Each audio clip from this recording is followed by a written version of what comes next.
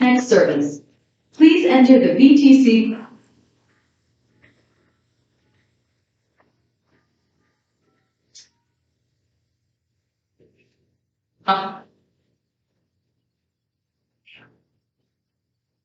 Yes, sir.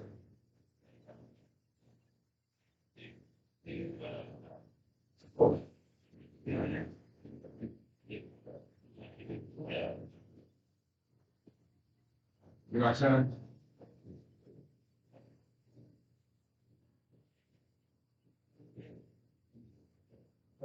Well, no, it is, isn't it? Yeah. Yes. Oh yeah, it is ain't go super super. Yeah.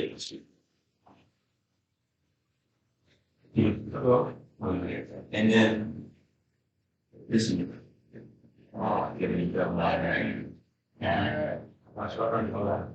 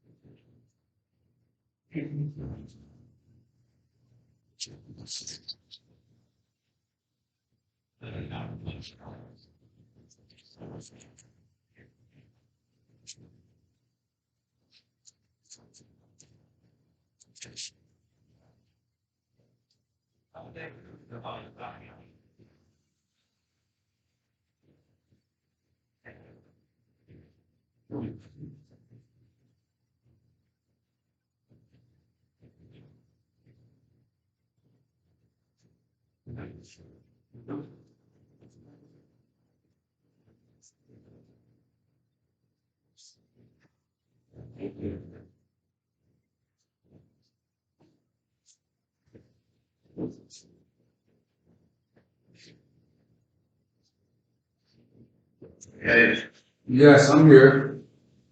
hey, I'm glad you reached out. Yeah, I wasn't feeling what was going on, and I see what the setup is already. So, to cover my grounds, I'm not gonna just let them set me up with false allegations and false information that's not even supposed to be used in a report like this. Like I'm a stupid ass and don't understand the difference. Well, I don't disagree with you, but based on our conversation, I didn't want to screw up anything that you had in your mind going on. So all I could do is continue to ask this meeting. Right. Hold up 1 second, let me grab my laptop. So I can show you the information that I need to show you. All right, go ahead, I'm here. Just so you know, I have as much time as you need. I block hour this, okay? So I have plenty of time. We're not rushing. Okay? So jumping right to the page, let me get there. Page 19, your criminal history conduct, all right?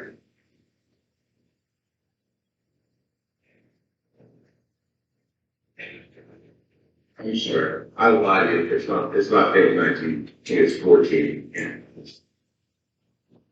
Hold on, I'm getting set up now so I can, follow you on where we at with things that we're discussing. Page 14.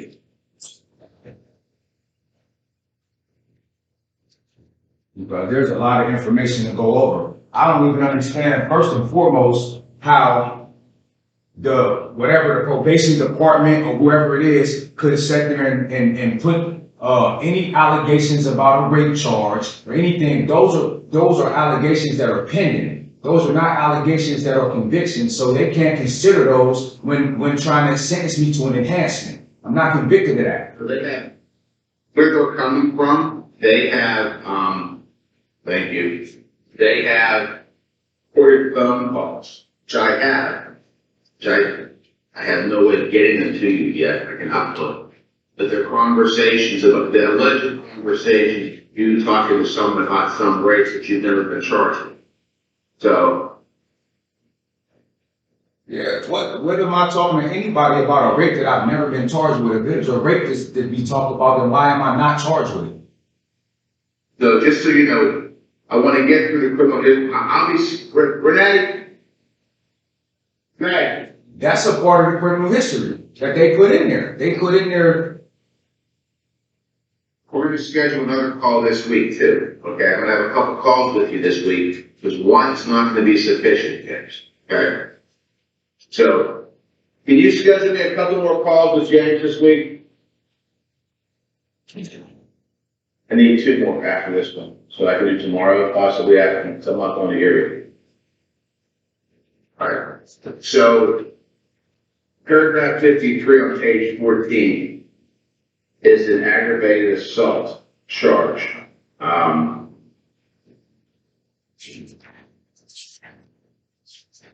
The aggravated assault, that's an A1. Right, I mean, with all due respect, I understand where you're going, where you're trying to go through the criminal history from the very beginning, but I don't feel, I want to take the opportunity to address the things that I feel is most impactful and pertinent to the situation, such as all of the allegations that they've made. There's case law that says they can't use it as a career offender predicate, and they are, and they gave you 3 points. Right, I mean, we're going to get to that. However, what I feel is most relevant right now is addressing the things in how can you say, oh, we don't know what this situation is about. We've requested information from. Tell me what page you're on, James, and I'll follow you on. Okay. That's fine. I'll follow you. We'll start at the beginning. You go ahead. Okay, I'm getting to, I'm going, criminal history,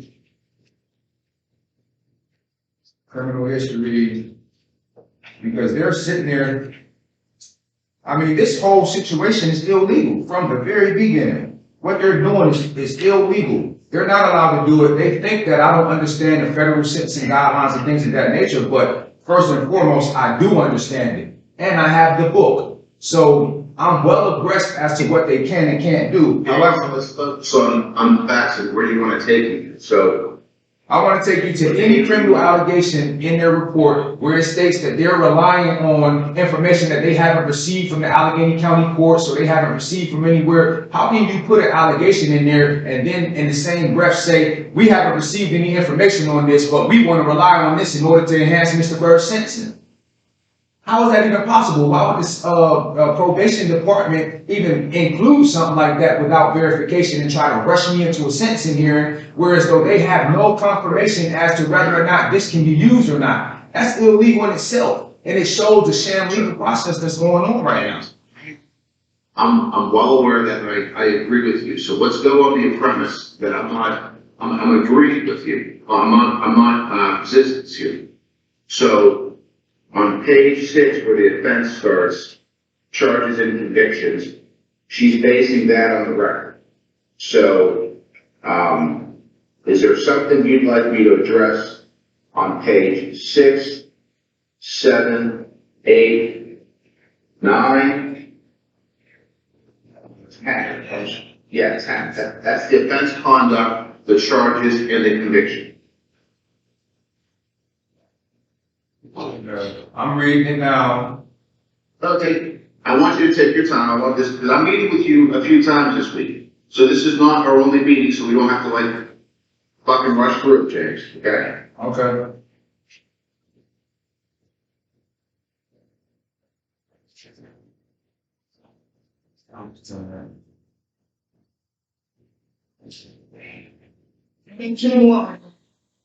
Two more meetings for James.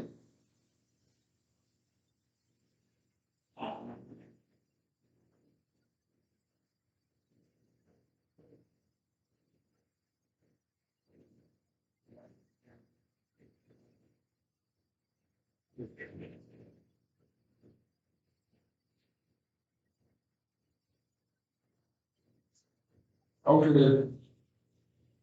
First of all, at number 10, where it says, on November 22nd, 2019, the defendant was arraigned on the charges contained in the second superseding indictment, and he pled not guilty to the counts 1 through 4 offenses.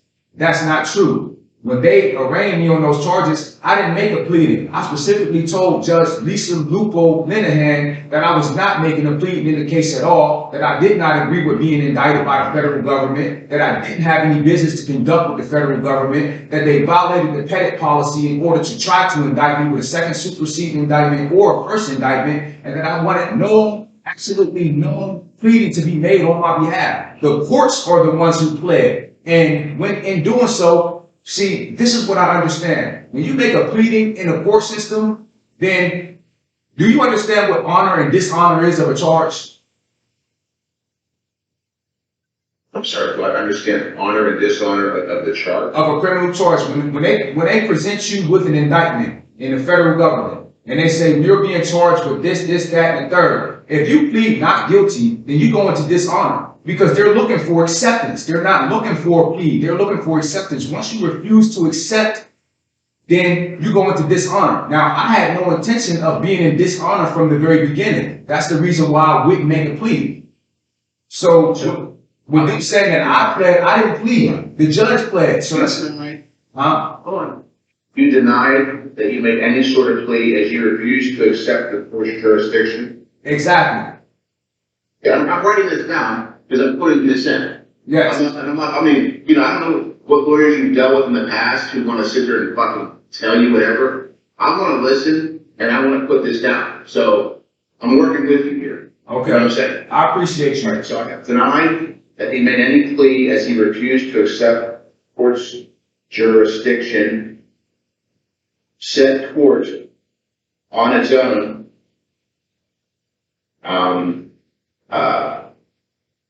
placed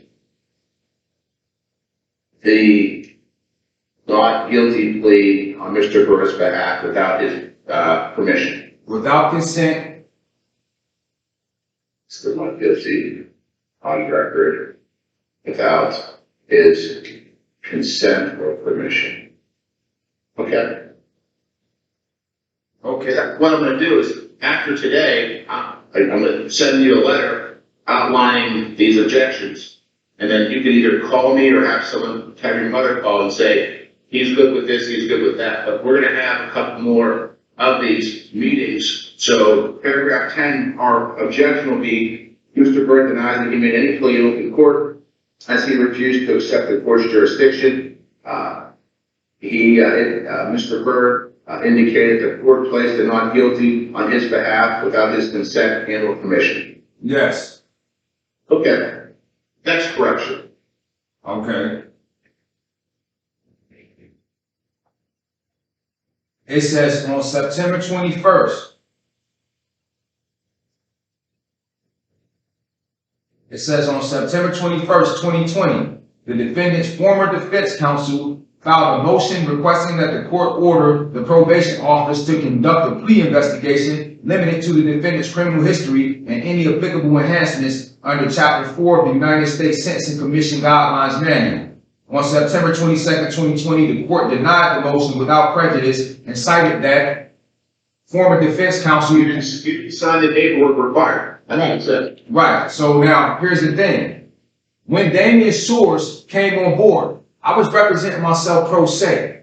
The reason why he came on board is because I told Brendan Conway personally on a video conference, listen, I'm willing to entertain a plea agreement because I know that I possess the drugs. I wasn't possessing the drugs with intent to deliver. There was no history of me being a drug dealer or no evidence of me ever trying to deliver these drugs to any other individual other than my own possession for self-use. So I'll entertain a plea agreement for that. However, I'm not pleading guilty to a gun that's not mine. And Brendan Conway's premise was, well, Mr. Byrd, I believe that it would be in your best interest if you had counsel that could actually negotiate the plea for you because you're not in a position being incarcerated to communicate as you would wish to and negotiate a plea on your own. I agreed to that and allowed Mr. Short to come on board solely for the purpose of negotiating a possible plea agreement. However, I did not agree to him representing me in any further proceedings after that, and that was clear from the very beginning. So once The number 11 is just about a motion to get what's called a pre-plea so that we can understand what your criminal history category is, so we understand the potential ramifications of any plea. That's what number 11 says, is they just try to get a pre-plea PSR to understand your criminal history category, which is what I do often to understand if you plead to a possession charge, what does that look like on the scale? And the judge denied it. So I think factually it's correct. I understand what you're saying, the history behind it. With regard to the facts contained in paragraph 11, they seem correct. Are they not accurate as they're stated? they're accurate as stated. However, once the pre-sentence report was taken 2, 3, 4 months to be handed down, I expressed my discomfort with waiting, told them that, okay, well, since this is taking all this time and you want to consider all these things, I'm not willing to consider a plea if it doesn't entail time served for just the possession of the drugs anyway. So if the AUSA wasn't willing to entertain that, then there was no plea negotiation to be made in the first place. So we don't need to keep waiting on this report, because I'm not dealing with anybody that's trying to get me to take responsibility for something that's not mine. I understand that, and I'm not second guessing anything you said, but factually, this is what the judge is looking at. So if it's correct, we don't need to object to it. No, I'm not saying that we necessarily need to object to it, but however, when we're going over these reports, I think that it's extremely important that you understand exactly what took place and leading up to whatever the factual allegations are, so that you can properly prepare a defense and any enhancements that they're trying to get. Because for one, I'm going to be challenging the judge being able to be the person to sentence me. I think that we need a different person that's not biased to sentence me. Why? Because this judge has been biased from the very beginning, from the outset of the situation, and there's a history with her where it's on record. Did you have your opportunity to say that in court to her? I would suggest you write down what you want to say, and that way it's on the record and it's preserved. So this is the sentencing. All of that information would have been with your previous attorneys up until and through trial. This is the sentencing. So the probation put together this report so that factually it reads, what it reads. I understand what you're saying about jurisdiction and the judge and bias and everything, and that's something that you'll be able to tell her on the record. Right, but I shouldn't have to tell her that on the record. I shouldn't have to wait until I get before her and she's ready to hand down a sentence where we both know that Kathy Bassoon is going to sit there and say, yeah, well, I don't want to hear that shit. I'm giving you 1 million years in jail, Mr. Bird, and you can take it up with the appeal courts. If you would like to write a letter, I can file it on your behalf so it's part of the record. So she has to read it. Right, but what I would like to do is this. What I would like to do is, I would like to go to the judicial board. I would like to file a complaint against this judge for her bias, and I would like to point to the particular transcripts and statements that she's made and statements that I've made that evidence the bias and disqualify her from the sentencing, have Judge Fornak or a different judge be presented for sentencing and let them judge me fairly as far as what I should be sentenced to versus somebody who I've told, yeah, the only way I'm going to trial with you and making a deal with you is if you let me fuck you in the back and take you in the back and get some head and all that. I'm not going in front of a judge like that, and I know that that's the circumstance and she knows that that's the circumstance. James, I hear you. I'm not going to file a motion to recuse on the sentencing. I want to be able to get through the sentencing draft or the sentencing report. I have to make objections to things that we disagree with. I have to make objections to the criminal history category designation because there are problems with it the way I see it. There's certain case law that is different in our circuit than should be. And then the 3553 factors, which are your personal characteristics, I'll put together a memorandum indicating, what your sentence, obviously the guidelines are high, this, that, and the other thing, but, the history is what you're telling me. Although it's important, I don't know every detail going into this particular phase of the sentencing. Yes, that's what I'm saying. Right. Is that What I understand, this is what I want you to understand and I'm trying to convey. What I'm trying to convey is that I understand the procedure of a sentencing versus a different type of a hearing or proceeding. I understand that very well. What I attempt to convey to you is that there are several issues even outside of the sentencing. I understand that we have to address the actual sentencing and what's put in this pre-sentence report. However, you need to understand exactly what the issues are outside of that. So going into this situation, when you're preparing your report, you have full disclosure of what has taken place and what direction we need to go as far as even trying to litigate a mitigation for this sentencing. This is a sham legal process that's taking place right now. I've been convicted of some shit that I didn't even fucking do, and then they railroaded me into the trial. the rules don't let me do what you're asking me? I can't file this motion to recuse and change the trial judge. Everything you're asking me is not permitted by me to do at the sentencing. Right, it falls within ineffective assistance of the trial counsel who failed to do those things at that particular time, and there are issues that are to be taken on appeal. I understand that. And that's a 2255. Right, that's a 2255. Sentencing is literally in a box. It's in a box. And there's boundaries. And I'm not allowed to, as a lawyer, ethically, can't go outside of what I know is not proper under the rules. And so what is proper is I have to address the report. And I have to address the factual allegations. And then like you were saying earlier, she puts in here some shit that is completely unverified, which we have to object to and say, we deny it's unverified, you were never charged. I'm just trying to get through the first 10 pages of the charges in the trial, so that we can get to what I believe to be important stuff, the offense level computation in your history. Right, the bottom line is this. I got 2 convictions prior to this one.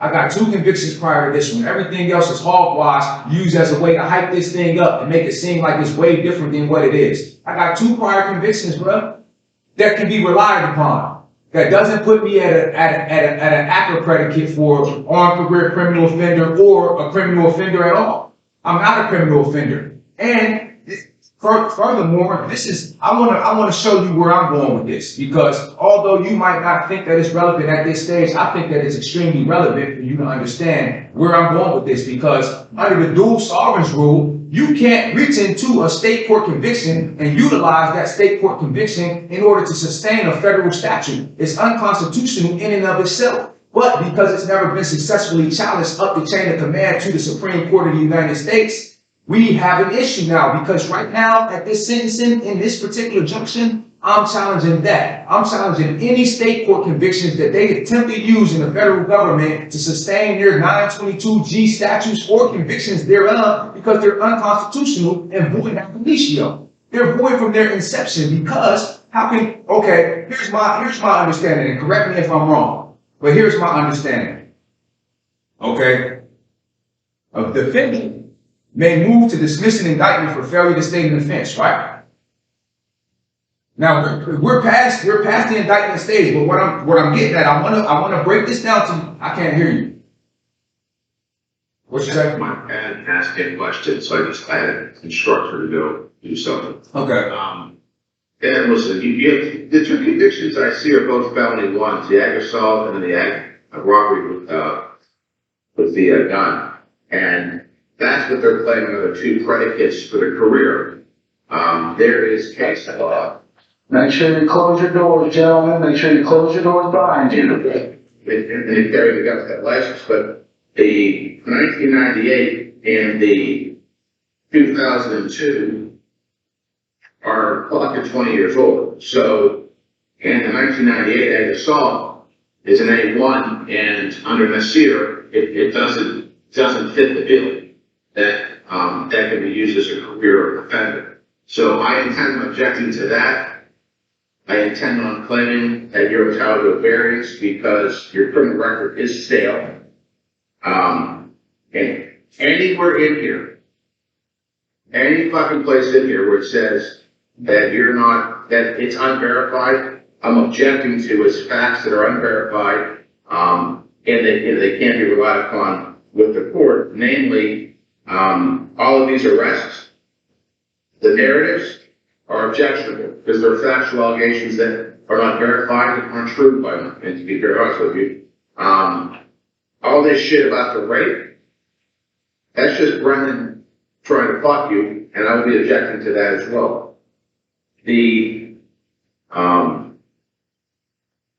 adjustment for the obstruction, I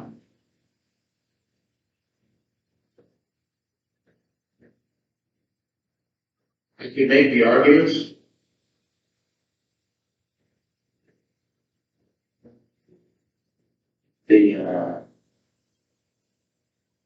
See, him claiming that you testified under oath and that you were convicted, I don't believe that that's sufficient. It's going to be a problem that you get your lawyer though. Yeah, but guess what? Here's the whole thing in a nutshell. I know you told me you should have fucking done more. No, I mean, here's the thing in a nutshell. I'm glad you brought that up because, I have something here that you need to hear. Now you see this? This is from, Mileca Bogetic. She's a federal investigator, right? She worked for Samantha Stern at the Federal Public Defender's Office, right? Now, here's her report. On Friday, June 22nd, 2018, I visited the Allegheny County Jail at approximately 2:15 p.m. After going through security and reaching the 6th floor, I requested to meet with Mr. Christian Rash. I met with Mr. Rash on 6th D at approximately 2:50 p.m. I identified myself as Mileca Bogetic, an investigator working with Samantha Stern at the Federal Public Defender on Mr. Burr's case. I explained to Mr. Rash the purpose of this visit was to learn about the circumstances of him testifying at the grand jury on Mr. Burr's case. Mr. Rash agreed to speak with me. From that interview, I learned the following. Mr. Rash was transported from the ACJ to the federal courthouse not knowing for what purpose. The same day Mr. Rash was transported to the federal courthouse, he was brought to the marshals on the 2nd floor. At the marshals, he spoke with 2 men, 1 prosecutor, 1 agent, in one of the rooms for legal visits with a screen. At first, Mr. Rash recalled being asked an open-ended question when he tells his story of what happened the day Mr. Burr was arrested. Mr. Rash explains to the prosecutor and agent the gun was his. After Mr. Rash explained the gun was his, he recalled the 2 men appeared frustrated. From that point on, the 2 men told Mr. Rash that he was lying. They also told Mr. Rash he could be penalized with charges such as perjury, as well as another charge Mr. Rash doesn't remember the name of, perhaps accessory. They also insinuated Mr. Rash's state case could be affected by him lying. They also insinuated that Mr. Rash was facing a lot of time on his state case and that in connection to this matter, they could penalize him with federal time. Mr. Rash felt scared and threatened during this encounter. Mr. Rash spoke with them for approximately a half hour or slightly less at the marshals. Mr. Rash was then transported to another floor and was put in a small room connected to a courtroom with his prosecutor and agent. There, the prosecutor and agent reiterated they didn't know Mr. Rash, why Mr. Rash was lying about the gun when Mr. Rash reiterated the gun was his. Mr. Rash believes he spent about 15 minutes in a small room connected to the courtroom grand jury room with the prosecutor and agent. In the grand jury proceeding, Mr. Rash told his story, explained the gun was his, and he didn't believe Mr. Burr should go down for something what wasn't his. Mr. Rash explained the prosecutor would ask questions as though he hadn't heard Mr. Rash explaining the gun was his. Hold on, I'm explaining this to you for a reason. Did you see, I mean, the grand jury who testified, did you get that in Jenks, the grand jury testimony? The Jenks material was provided. However, it wasn't provided to me. It was provided to Mr. Shore.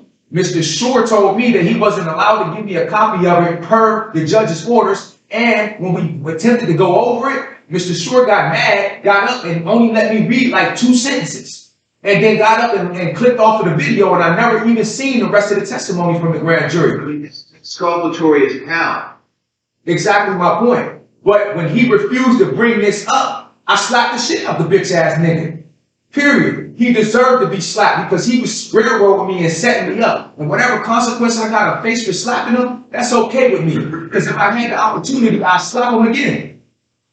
Read the rest of it. I want to hear the rest of it. Okay, so Mr. Rash believes he spent about 15 minutes in a small room connected to the courtroom grand jury room with the prosecutor and agent. In the grand jury proceeding, Mr. Rash told his story, explained the gun was his, and didn't believe Mr. Bird should go down for something that wasn't not his. Mr. Rash explained the prosecutor would ask questions as though he hadn't heard Mr. Rash explaining the gun was his, insinuating it was Mr. Bird's. Mr. Rash believes he testified for about 30 minutes. Towards the end of the testimony, for about 3 minutes, Mr. Rash got frustrated with the prosecutor who kept insinuating Mr. Rash was being untruthful. For approximately the last 3 minutes of his testimony, Mr. Rash explained he was getting very frustrated with the prosecutor contradicting him, shrugged in a sarcastic manner, and said it was his gun, Mr. Bird's, and contradicted his original testimony. Mr. Rash was never promised anything in exchange for his testimony. Mr. Rash reiterated he was threatened with perjury, another charge he doesn't recall, additional jail time, and was told he was jeopardizing his state case when Mr. Rash stated the gun was his own and not Mr. Bird's. Mr. Rash was not asked if he wanted to consult with a lawyer. Since this encounter, Mr. Rash has not been approached by the FBI or the prosecutor regarding Mr. Bird. I thank Mr. Rash for his time and we parted ways at approximately 3:45 p.m. Mileca Bogetic, June 25th, 2018. Now, that's the end of that particular report. However, I have here again a handwritten, notarized affidavit from Mr. Rash explaining exactly what the circumstances. What's the date? The date on it is April 5th, 2018. So when did she meet with him? Yeah, that's April. When was her She met with him in June. So, okay, that was before that she met with him. Okay. Right.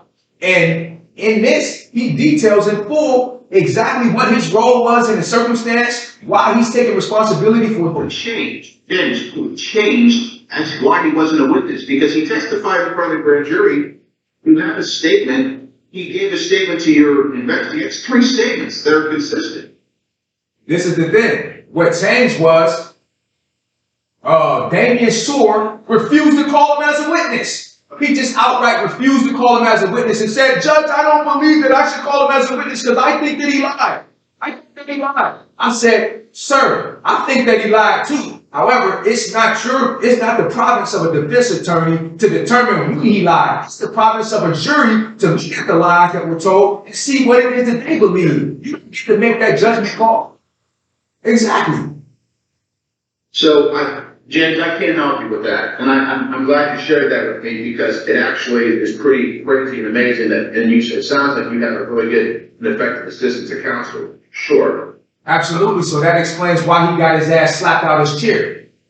You understand what I'm saying? So after that took place, there was no way that I was supposed to move forward to trial with him representing me. If I slap you in the face, there's no way you're going to stand there and wholeheartedly defend me after I just slapped you in the face. You're going to be like, "Oh, this motherfucker just slapped the shit out of me. I got something for his ass. I'm not doing this. I'm not doing that." We'll see how he fares well with his defense. Now, that's prejudicial in itself. When the judge made the call to say, "I'm not taking him off the case, I'm going to let him represent you, but we're just going to hold you in absentia and don't let you be a part of the trial," that was an abuse of discretion that resulted in a manifest miscarriage of justice. So what I'm going to do is I'm going to work through this. I'm going to put together my objections.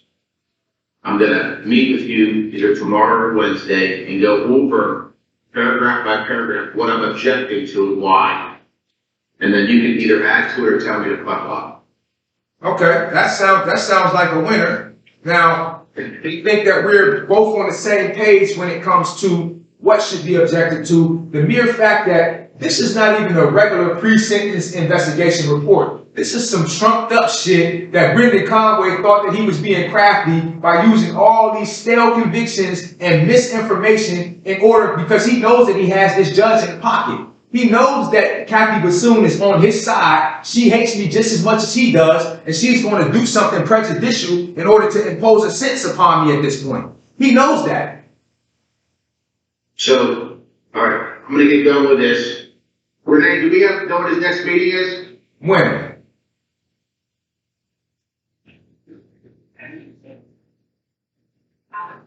We can have it tomorrow. They're gonna confirm it with us. So I will see you in the next 24 to 48 hours, and we're gonna continue this. Okay, let me ask you one more thing.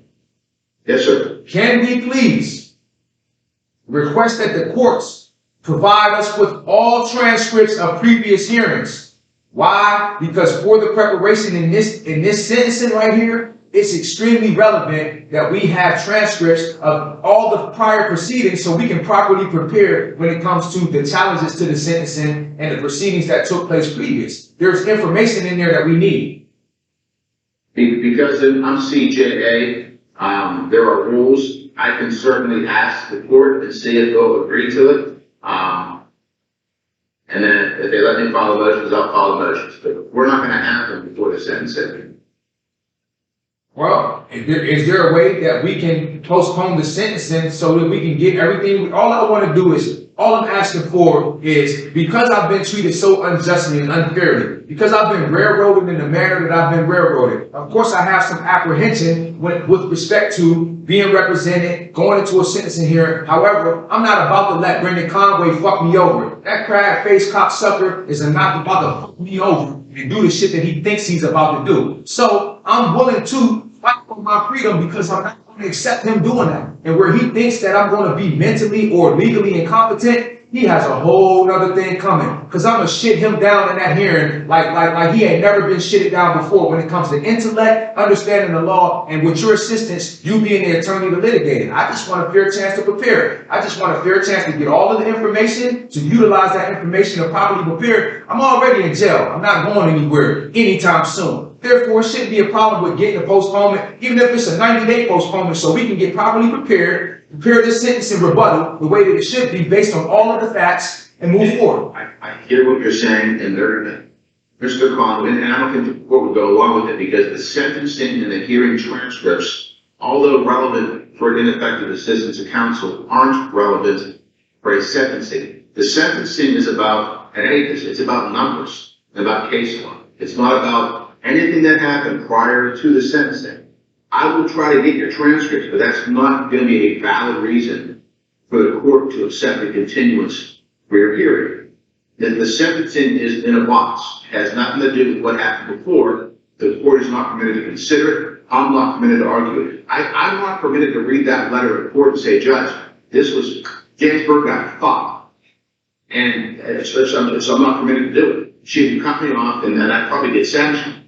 So that's your ineffective assistance, but all the prior transcripts I will attempt to get for you, that's not going to be a basis for me to continue under the rules of the sentencing. What would be a basis to continue under the rules of sentencing so that we can be properly and adequately prepared? I'm just not trying to rush into something when I'm in jail. It's not going to hinder the courts to give us enough time. And if we need more time, I think that it's necessary for us to take that. If you may consider back to the court letter that says we need more time to prepare, but that might be the only way. Because I have to file a response. My response is due a week from today. Right. Because I continued it to January. There's no way I'm getting all that shit this week. Right. Not because I don't want to, just because I'm prepared. And the court's not going to. I mean, come time for the hearing, if you say, Judge, there's things that I haven't had time to prepare, that's fine. But let me go through this again. Let's talk tomorrow or Wednesday, and at least let me get something down on paper for us to talk about, okay? Okay, that sounds good. And I'll go over the report and highlight what I see that's relevant and pertinent in the situation and prepare it as well. Thank you, and I look forward to talking to you tomorrow or Wednesday. You too. I thank you for your professionalism. Brother. Be good. You too.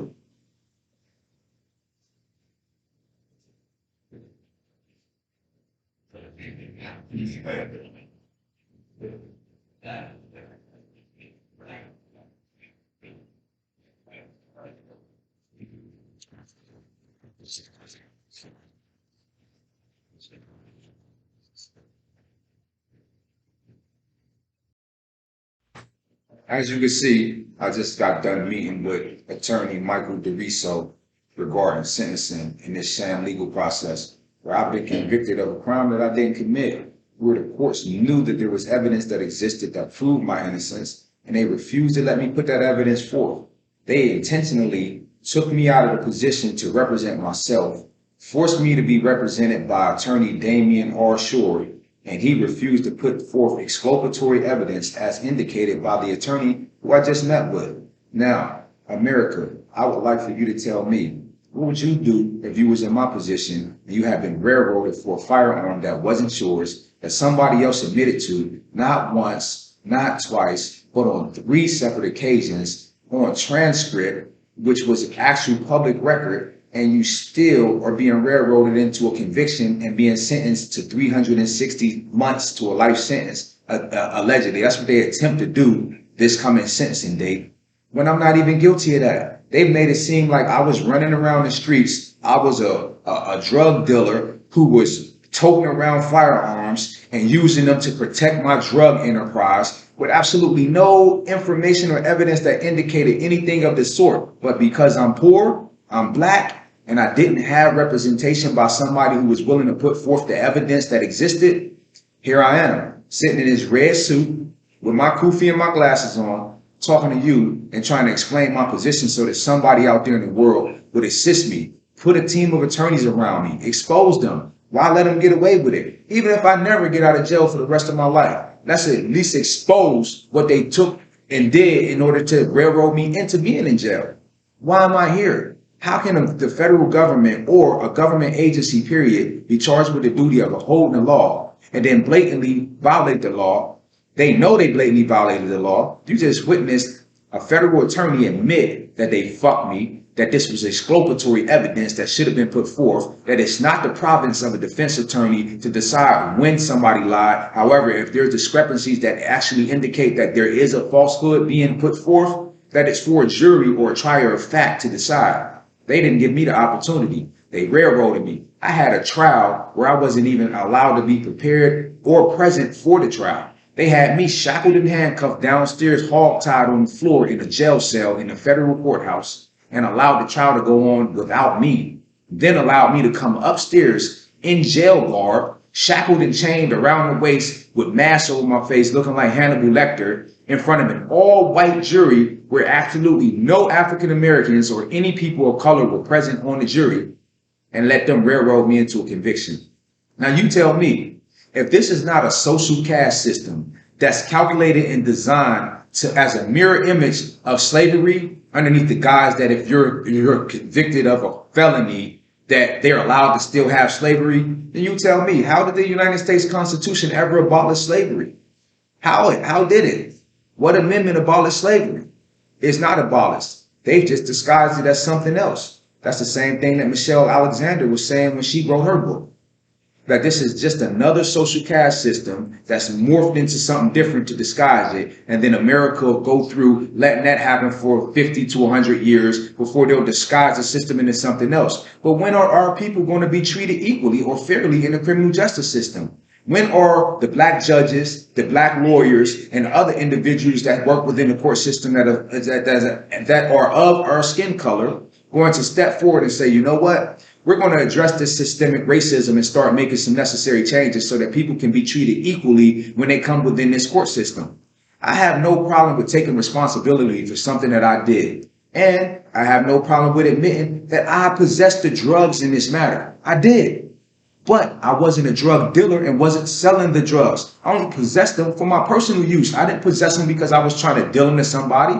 I had a cell phone. If you check my cell phone records, it showed that I had no type of text messages or phone calls or even people in my phone that use drugs other than myself. So who would I be dealing this to? Normally, drug dealers have a history or some type of evidence in their cell phones, or that if they don't have a wiretap, they have pictures, they have something that indicates that they're a drug dealer. I was a fucking personal trainer on the streets. I was an exercise personal trainer on the streets. That's what I did to make my money. Other than that, I didn't even have a job. I had $205 on my person when I was arrested. I didn't have $20,000 on my person. I had $205 on my person, something that any normal, what they would consider to be a citizen or member of their society would have on their person. I wasn't running around the streets with $20,000, $40,000 and trying to, sell drugs to somebody and had a firearm and woo, woo, woo, I'll kill you if you steal my drugs. No, that's not what this was. But this is what they portrayed it to be. Why? Because every black man that comes through their system that is poor, disenfranchised, and doesn't have any real family support, they're fair game for them to railroad them in this system that sincerely and seriously needs an overhaul with respect to criminal justice reform. If it wasn't a need for it, then how could somebody like myself be suffering what I'm suffering and then it's going unsaid and unheard to the world? If I wasn't here doing this right now, guess what? Guess what happened, ladies and gentlemen? I would be fucking railroaded without a cause or a care in the world, and everybody would believe everything that they said. These people just literally set up a pre-sentence report and told them that I was a rapist, that I had raped people, but there's no verification of this. That I was a career offender, but there's no verification of this. That I was everything you can name in the book, they said about me. Look on the internet. Look up James T. Byrd / Allegheny County and see how many news articles pop up where when you just base it off of what you read about me, you tell me if you don't believe that I'm a fucking perverted terrorist rapist that's just a threat to society. However, if you talk to anybody who knows me personally, they'll tell you that I'm one of the nicest individuals you could ever meet, that I'm a stand-up individual, that I'm very intelligent, that I know the law, that I go out my way to help others, and that I don't take no shit, and I'm not willing to back down under any circumstances. That's why that attorney got slapped. He deserved to be slapped. And I would slap his ass again if I had the opportunity to. And this is just me being real, me being honest. Why? Because there's no way that me, as a human being, I'm going to sit there and know that I'm innocent and put the information in front of you and say, look, this proves that I'm innocent. And you're going to sit there and blatantly refuse to put that information forward because you're in cahoots with the prosecution to railroad me into a conviction because this has been the agenda since day one. Yeah, I'm not going for that. So America, you judge the situation and you ask yourself, who framed James? Because it's obvious and evident at this point that this was a setup, that this was a sham legal prosecution that continued from the Allegheny County court case with Morris Elliott Sachs when he attempted to set me up, when the same witness that I had affidavits from testified in that trial and exonerated me with respect to the gun possession. And here I am, still without legal representation that's proper, without adequate assistance or help. Who framed James? And I'll ask you this question before we sign off. Will you please help me? Will you please get involved? I don't know what you can do exactly to be effective at getting involved, but I'm just asking that you get involved. Do something to get involved. Like, for instance, sign up on my GTL tablet. Sign up by downloading the app.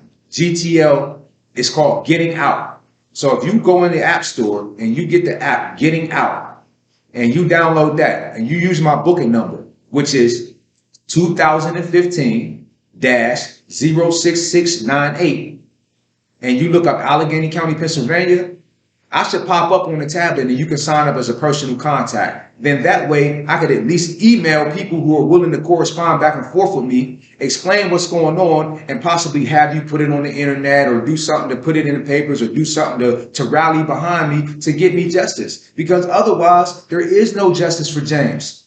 I'm just going to be railroaded in their system, buried in the federal penitentiary where they're trying to put me in a penitentiary that's maximum security and make it seem like I'm just a threat to the safety of others because the attorney got slapped. That was a strategic move on my behalf. That was me letting them see that, look, this man is not representing me. He's setting me up. He's railroading me. And the only way that I can combat this shit is to slap the shit out this Yankee and put him down. So that's what I did. Now, if anybody has a problem with that, don't help me.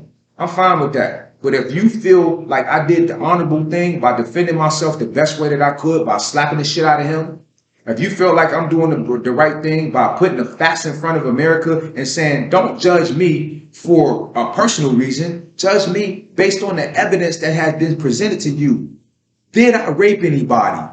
Did I possess a firearm? Was I railroaded? Is it more to the story than what it is? Look at the facts, y'all. I'm asking you to look at the facts. Don't just take my word for it. I'm presenting you with the actual evidence. So there's no discrepancy as to whether or not I'm telling the truth. I know I'm telling the truth. I know that I'm innocent of the gun possession. I know that I'm guilty of the drug possession. And I know that I'm not guilty of intent to deliver. I know those are the facts.